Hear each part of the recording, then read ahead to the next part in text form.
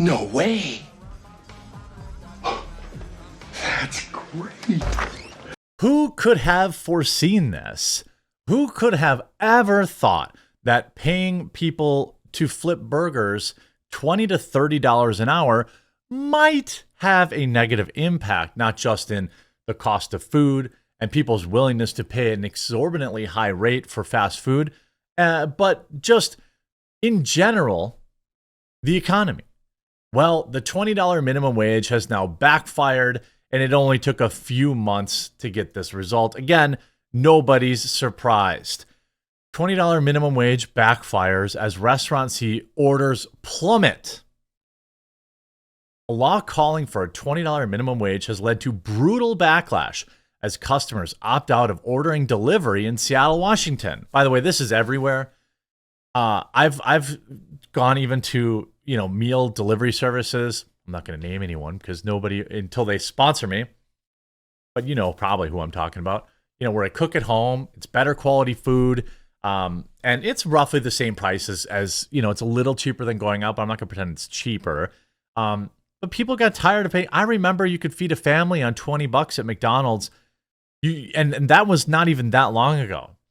Now, if you go to McDonald's, it's like $40, and it's like for garbage tier food. $40, you can go to the grocery store and buy some ground beef and French fries and buns and cook 20 burgers for that price. Seattle Council is in the middle of deciding whether to pass a new law that would adjust its prior pay up bill that went into effect in 2022. The pay up law enforces a minimum wage for gig workers, which includes delivery drivers for local restaurants and platforms like Uber Eats and DoorDash. Under pay up, delivery drivers made $26 an hour before accounting for mileages and tips. I don't know if you're like me, but there was a point where I was really into DoorDash. I was like, this is awesome. I can get all my favorite foods from my favorite restaurants. This is cool. I'm going to get this food, that food. Then I'm like, wait a minute. I'm paying $4 for a delivery fee, and then I'm tipping the driver $10, maybe $15, depending, because I know I'm out in the boonies. So I'm paying, for an Arby's Market Fresh sandwich, I'm paying $40. It just became like, you know what? I'm just going to take my time. And you do that a couple times a week, and you're like, dang, I'm pissing away $500 a month on DoorDash. I think those apps have definitely receded. I think that a lot of people have figured out, like, you know what? In the Biden economy, I just can't afford to blow all this money away. Under the new proposed gig workers were provided a minimum wage of $20 an hour, which is Seattle's minimum wage, plus a per mile payment. However, this rule has worried many gig workers would go without a living wage. It's not supposed to be a living wage, by the way. At the end of the day, the proposal to return this industry to sub-minimum wages, which is why we oppose it. The pay-up bill led to extra customer fees on app deliveries, which fostered a significant reduction in customer demand. But it was also said to protect delivery drivers who are forced to spend their own money on extra costs like gas and vehicle maintenance. Quote, under these revisions, drivers would still be paid a guaranteed hourly rate, although some advocates say when you factor in other expenses, blah, blah, blah, blah, blah. DoorDash said the company experienced 300,000 fewer orders in just Seattle in just 3 months. 100,000 fewer orders. You know what this did? It pushed up. They got that minimum wage, and now they sit around all day doing nothing, and they have no orders. And they made more money on tips. So it's a huge net negative for them. It's painfully clear from listening to Dashers, merchants, and consumers that this new law simply isn't working, DoorDash said in a statement. The latest numbers show that the longer this law remains in place, the more harm it will cause. The compromise proposal presented by Drive Forward, the city council is considering is promising to step forward, increase affordability, blah, blah, blah, blah, blah. You can't pay $25 an hour to somebody to flip a burger. Fast food businesses hiking prices because of higher minimum wage. Sounds like Gordon Gekko. I mean, why did you think anyone else was going to pay for this? Why did anybody think this wasn't how this was going to go? Any idiot knew that this is how this was going to go. Like literally. Fast food chains find a way to get around the $20 minimum wage, fire the workers. In response to the recent minimum wages in California increased, fast food restaurants across the state are shifting to automation to get rid of wage workers. Oh, $20 an hour salary, that's great. That's really going to make a lot of changes for me. Cool, you're fired. Cool, you're fired. Any idiot? Any idiot knew this was going to happen, except for what, woke politicians? That's like literally the only people on the planet that didn't know this was going to happen. The move is making customers place orders at digital kiosks, alleviates what owners say is the financial strain of raising labor costs after the minimum wage in the state's fast food workers went from $16, which is already insanely high, to $20. The majority of that is getting absorbed in the inflation of our food costs, Mr. Guy told the Business Insider. He said 25% of his restaurants have already replaced people with ordering kiosks, and he expects the rest to start using them within the next 2 months. Gone. Everybody gone. Never, don't even get me started on just inflation in general. Like inflation in general is out of control, which is already causing the cost of food to go up in general. Now you're also telling us simultaneously at the same time that we need to pay workers a minimum of $20 an hour to flip burgers. Then no disrespect to people that work fast food at all. I've worked it. I worked in restaurants a long time. It's fine.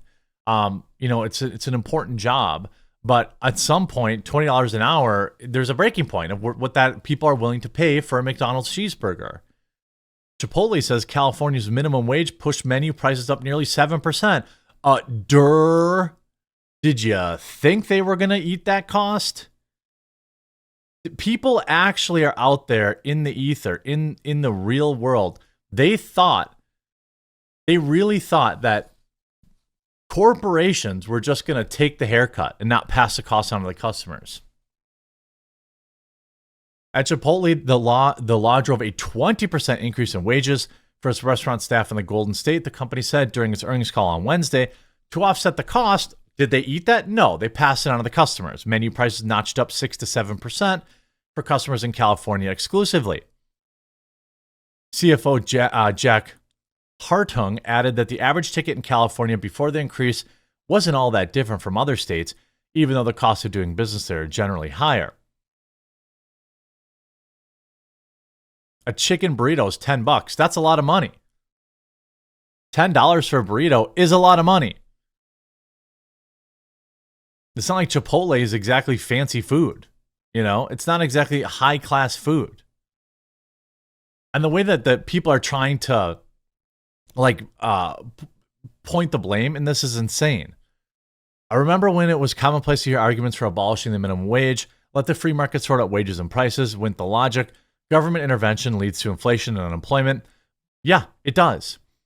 My college economics professor made the case passionately that if you don't like your pay, get another job, get trained, go back to school. Yes, all of this is true.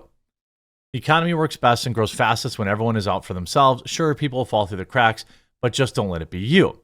I was reminded when I watched the first Wall Street movie in Gordon Gekko, played brilliantly by Michael Douglas and not accidentally named, though spelled differently, after a reptile. Gives the famous greed is good speech for the shareholders to the company he wishes to take over and pillage.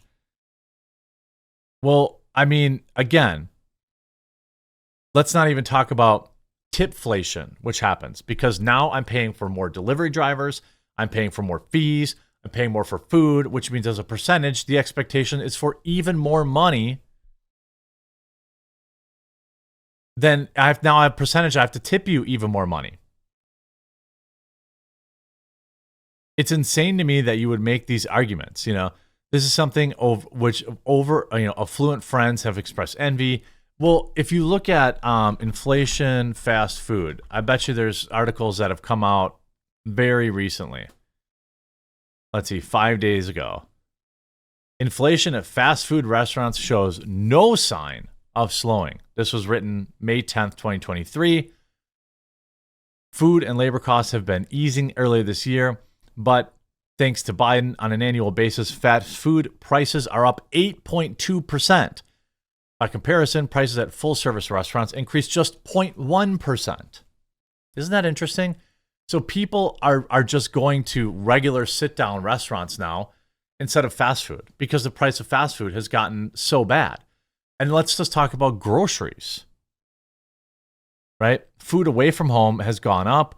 Food from home, obviously peaked in August of 22. But I mean, what do you expect? Everybody's got their breaking points. Everybody has to have, some level of like, okay, well, at some point, the convenience does not exceed the cost. Yeah, it's convenient, but I'll just pack a meal, Here you have inflation efforts lower everyday costs. You're not alone. Fast food prices have spiked anywhere from 39 to 100% since 2014. 100%, you mean double in 10 years.